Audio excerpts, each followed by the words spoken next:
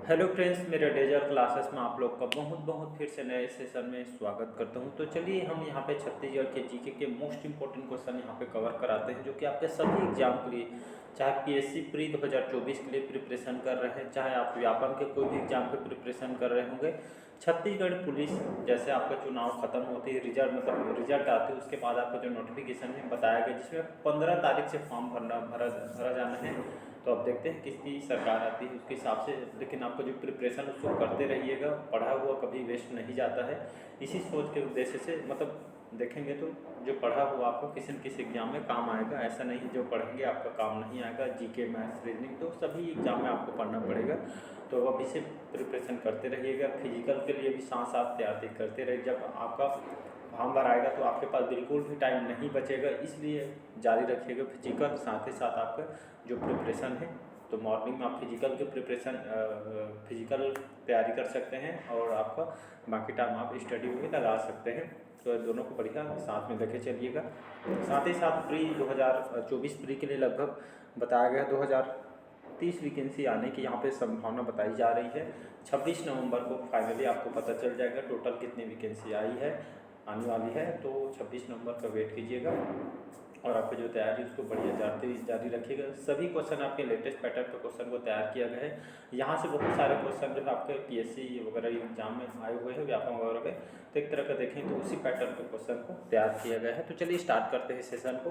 पहली बार आए तो चैनल को, क्लास को सब्सक्राइब करके रख लीजिए, ताकि नोटिफिकेशन आप तक यहाँ पे पहुँच पाए। और पिछले जितने भी क्लासेस हुए उसको जाके आपको रिवाइज करना है। साथ ही साथ आपको जितना हो सके एमसीक्यू क्वेश्चन लगाना है, और साथ ही साथ मॉक टेस्ट लगाना है। बुक हम पढ़ लिए रहते हैं, लेकिन हम बुक के साथ साथ क्वेश्चन और मॉक टेस्ट ये हम लगाना भूल जाते हैं, जिससे हमको एग्जाम में समझ आती है कि इसलिए बार बार बोला जाता है ज़्यादा से ज़्यादा क्वेश्चन लगाइए करके। बाकी आप समझदार हो। चलिए स्टार्ट करते हैं। तो आज का हमारा पहला क्वेश्चन देखते हैं। यहाँ पे नंबर मत जाइएगा।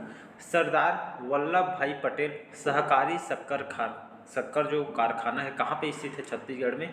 विशेषर में, करका में, रामहेपुर में, या आपका करता में? तो इसका जो करेक्ट आंसर हो जाएगा, यहाँ पे बोला गया सरदार वल्लभ भाई पटेल जो शक्कर कारखाना है छत्तीसगढ़ के कहाँ पे स्थित है। और ये आपका जो विशेषरा है, यहाँ पे विशेषर है, ये आपका विशेषरा में स्थित है। और ये आपका करका भाटा बालोद जिला, याद रखिए करका भाटा जो बालोद जिले में, विशेषरा ग्राम में, जो कि आपका पंडरिया कौन से जिला? कवर्धा जिला। तो यहाँ पे जो कि सरदार वल्लभ भाई पटेल शक्कर कारखाना यहाँ पे स्थित है कवर्धा में, विशेषरा ग्राम पंडरिया में, करका भाटा बालोद में। ये बोलता हूँ कवर्धा में, मतलब बालोद बोलता हूँ, कवर्धा में आपका स्थित है, विशेषरा ग्राम में, पंडरिया में।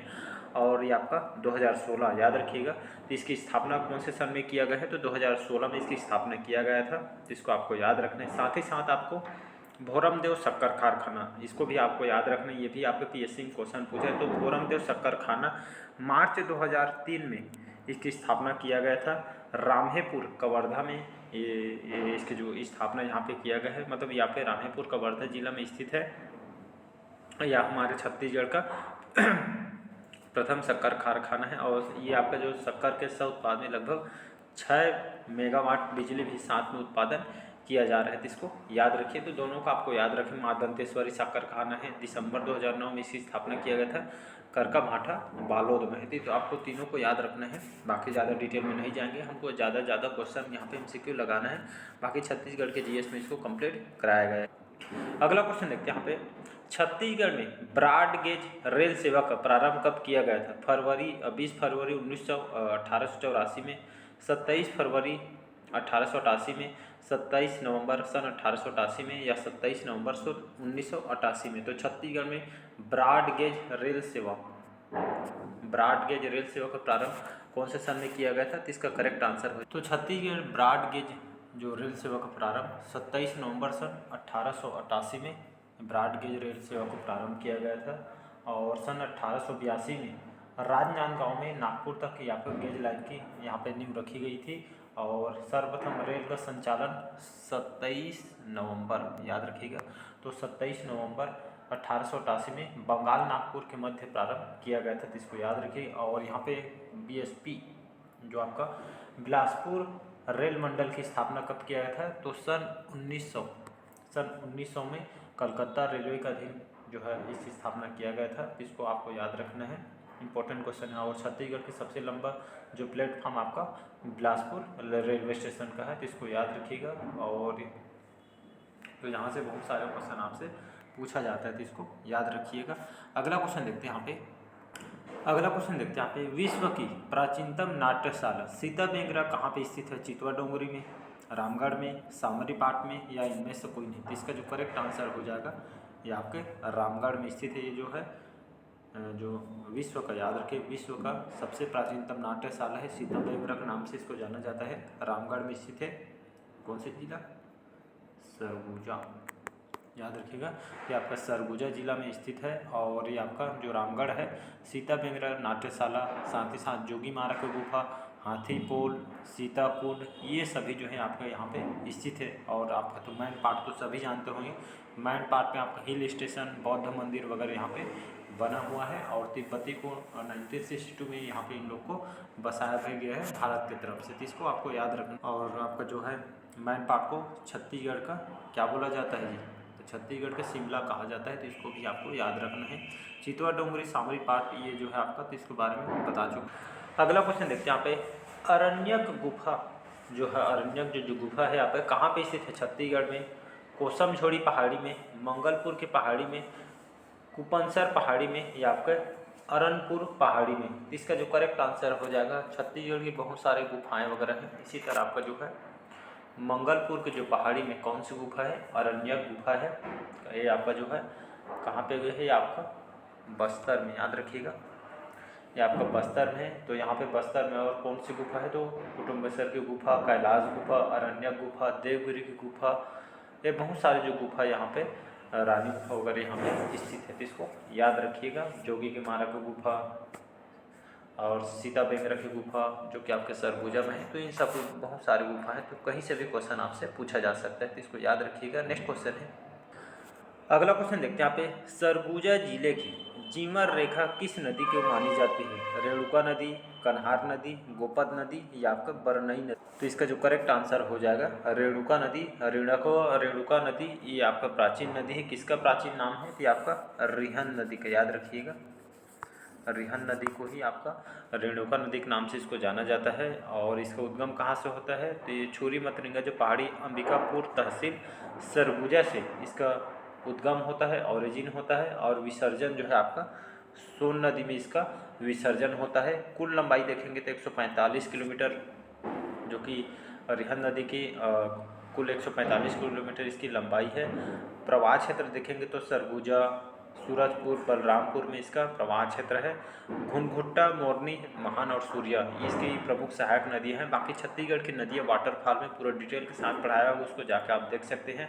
और रिहन नदी जो रेणुका नदी है, इसको सरगुजा की जीवन रेखा आपका कहलाती है। रिहन नदी के तट पे आपका जो सरगुजा महेशपुर पुरातात्विक स्थल भी आपका स्थित है, तो इसको आपको याद रखनी। बाकी छत्तीसगढ़ के नदियों के वाटरफॉल में आपको डिटेल पढ़ने को मिल जाएगा। अगला क्वेश्चन देखते हैं यहाँ पे, कोरबा जिला किस नदी के किनारे स्थित है?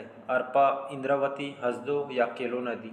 तो कोरबा जो शहर है, जो कोरबा जिला है, कौन सी नदी के किनारे स्थित है? तो ये आपका हसदो नदी, जिसको हसदेव नदी भी बोला जाता है। तो जो भी ऑप्शन है वो उसके हिसाब से लगाइएगा, तो इसका सी ऑप्शन करेक्ट आंसर हो जाएगा। तो कोरबा जो शहर जो है ऊर्जाधानी के नाम से जाना जाता है। तो हसदेव नदी हसदो नदी के किनारे आपका बसा हुआ है।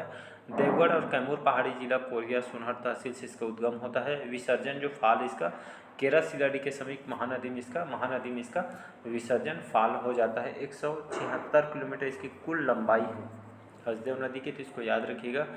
कोरिया में ये आपका जो है जांजगीर चांपा, कोरबा, कोरिया जो है इसकी जो है इसका फ्लो होता है, प्रवाह क्षेत्र होता है। इसकी सहायक नदी की बात करूँगी तो आपका जटाशंकर, चोरनई, उतेंग, झिंग, तान वगैरह इसकी प्रमुख सहायक नदी हैं। इसके तट पे शहर कौन कौन सा है? तो आपका कोरबा शहर हो गया, चांपा हो गया, पीथमपुर, ये आपके जांजगीर चांपा जिले के अंतर्गत आती है। तो ये इसकी जो यहाँ पे तट पे बसे हुए शहर है, तो इसको आपको याद रखें। हसदो बांगो परियोजना नाम सुने होंगे, ये परियोजना बना हुआ है जिसको मिनी माथा परियोजना कहा जाता है। 1967 में स्थापना किया गया था। तो इसको याद रखिएगा। और छत्तीसगढ़ की बहुउद्देशीय परियोजना है, तो इसको भी याद रखना है। हसदेव घाटी कोयला खदानों के लिए प्रसिद्ध है, तो इसको याद रखिएगा। हसदेव रामपुर कोयला क्षेत्र सरगुजा तक आपका फैला हुआ है, विस्तृत है। बाकी डिटेल से नदियों के बारे में, छत्तीसगढ़ की नदियों के बारे में जब वाटरफॉल वगैरह पढ़ा रहे थे उसमें पूरा डिटेल बताया गया है। अगला क्वेश्चन देखते बढ़ते हैं अगला क्वेश्चन की तरफ। यहाँ पे खूटा घाट बांध, खूटा घाट बांध किस नदी पे स्थित है? खारून नदी, हसदो नदी, खारंग नदी या मनियारी नदी? ये आपके पीएससी में क्वेश्चन पूछा गया है। तो खूटा घाट बांध, खूटा घाट बांध यहाँ पे कौन से नदी पे जो आपका स्थित है या बना हुआ है? तो इसका जो करेक्ट आंसर हो जाएगा यहाँ पे खारंग नदी इसका करेक्ट आंसर हो जाए। तो खूटा घाट जो बांध है कहाँ पे है? बिलासपुर के जो रतनपुर के पास ही स्थित है। कभी भी जाइएगा तो इसको याद रखिएगा, बहुत ही अच्छी जगह है। तो खूटा घाट बांध यहाँ पे बिलासपुर रतनपुर के आगे आपका स्थित है। खारंग नदी पे आपका स्थित है, जिसको याद रखिए। खारंग नदी आपका अलग है, खारून नदी आपका अलग है, तो इसको याद रखिएगा।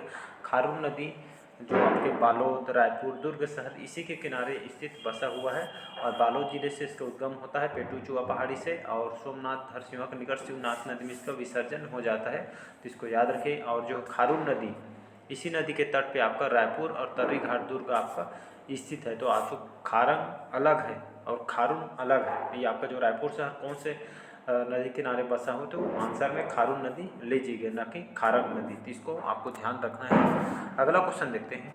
अगला क्वेश्चन देखते हैं यहाँ पे खूटा घाट बांध किस जिला में स्थित है? बिलासपुर में, रायपुर में, दुर्ग में या कोरबा में? तो इसका आंसर सभी को पता होगा। खूटा घाट बांध जो आपका बिलासपुर जिला में स्थित है, कौन सी नदी के बना हुआ है? याद रखिएगा, खारंग नदी पे आपका बना हुआ है। बहुत ही अच्छी जगह है, कभी भी जाइएगा तो घूम के बढ़िया आइएगा। बढ़ते हैं अगला क्वेश्चन तरफ हम। अगला क्वेश्चन देखते हैं। छत्तीसगढ़ की दूसरी महत्वपूर्ण नदी शिवनाथ नदी का उद्गम कहाँ से होता है? पानाबरस पहाड़ी, नंदराज चोटी, नंदीराज चोटी है आपका श्रृंगी पर्वत से, या आपका गड़िया पहाड़ से? तो इसका जो correct answer A option correct answer हो जाएगा। पानाबरस जो पहाड़ी है, जो शिवनाथ नदी है, छत्तीसगढ़ की दूसरी महत्वपूर्ण नदी शिवनाथ नदी, तो आपका पानाबरस जो पहाड़ी है अम्बागढ़ चौकी राजनांदगांव से, इस यहाँ से इसका उद्गम होता है। और शिवरी नाथ के जो निकट आपका महानदी में इसका विसर्जन हो जाता है, तो इसको याद रखिएगा। 290 किलोमीटर इसकी कुल लेंथ है, लंबाई है। छत्तीसगढ़ में बहने वाली सबसे लंबी नदी आपका शिवनाथ नदी है, न कि महानदी। महानदी जो कि सबसे लंबी नदी है, तो इसको कन्फ्यूज नहीं होना है, तो इसको याद रखिएगा। मोंगरा बैराज परियोजना इसी नदी पे बना हुआ है, शिवनाथ नदी पे। ये आपका राजनांदगांव में स्थित है। और इसका पुराना नाम देखेंगे, प्राचीन नाम इसको सूनी नदी के नाम से इसको जाना जाता है। महानदी की सबसे बड़ी सहायक नदी है, तो इसको आपको याद रखना है। Important question. इसकी जो सहायक नदी हाप नदी, मनियारी, अरपा, लीलागढ़ इसकी प्रमुख सहायक नदी है। बाकी आपको डिटेल से छत्तीसगढ़ की नदियों वगैरह में वाटरफॉल में पढ़ाया हुआ है। अगला क्वेश्चन देखते हैं यहाँ पे। रायगढ़ जो है, रायगढ़ शहर किस नदी के किनारे बसा है? अरपा, लीलाझर, रेहर या केलो नदी?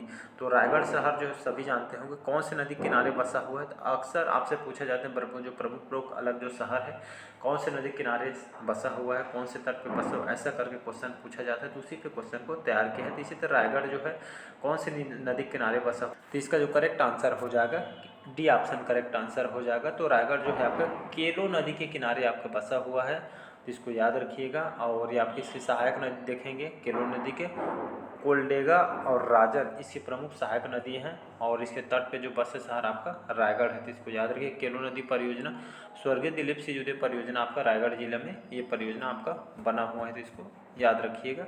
इंपॉर्टेंट क्वेश्चन है। और इसका उद्गम कहाँ से होता है? तो जो लुडेंग पहाड़ी जो लैलूंगा तहसील से रायगढ़ से इसका उद्गम होता है। और विसर्जन उड़ीसा के महादेव पाली नामक स्थल समीप महानदी में इसका विसर्जन हो जाता है, तो इसको याद रखिए। अगला क्वेश्चन देखते हैं यहाँ पे।